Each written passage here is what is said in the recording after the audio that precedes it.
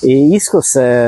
lavora in Bosnia, è presente in Bosnia già ai primi giorni dopo la fine della guerra in ex Jugoslavia. Ovviamente i primi interventi sono stati di sostegno, di aiuto, di fornitura di beni di prima necessità. E nel corso degli anni la nostra presenza è andata avanti con il sostegno alle associazioni, alle persone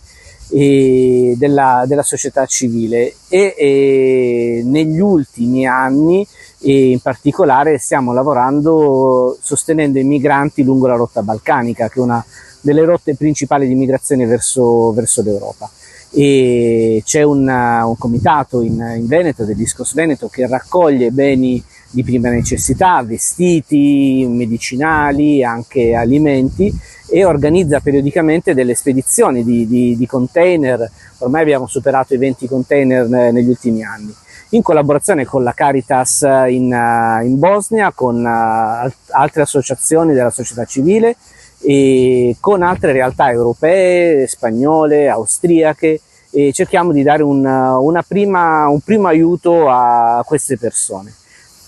In più il nostro lavoro è anche di informazione. Organizziamo dei viaggi della memoria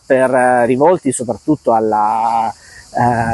italiani da varie regioni, che partecipano per una settimana per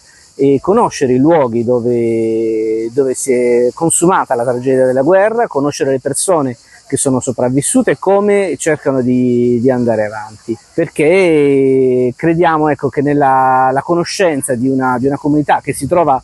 malgrado a subire questo fenomeno della migrazione aiuti poi a migliorare l'accoglienza e le politiche di accoglienza, e cerchi un po' di far riflettere su come alcune decisioni politiche poi si traducano nella sofferenza di altre persone.